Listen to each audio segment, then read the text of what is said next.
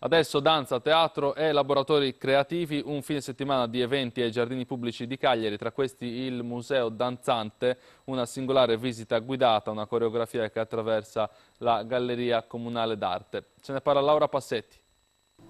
Ines esce dalla cornice, prende vita e un po' danzando, un po' canticchiando, un po' raccontando, guida il pubblico attraverso le sale del museo. Chiudete gli occhi. Ines è la donna con cui l'artista Umberto Boccioni ebbe una relazione. Il suo ritratto mostra le prime pennellate futurista ed è al centro della collezione Ingrao.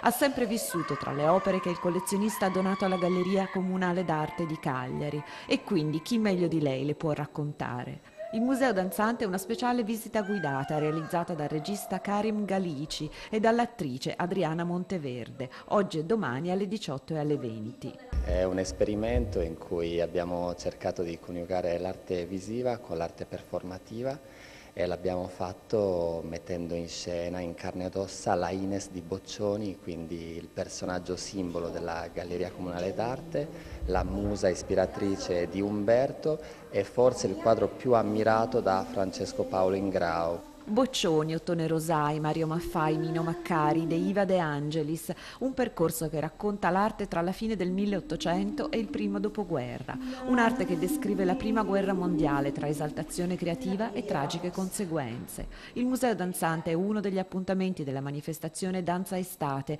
che anima i giardini pubblici con spettacoli di danza e teatro, laboratori per bambini e adulti. Io adesso devo andare.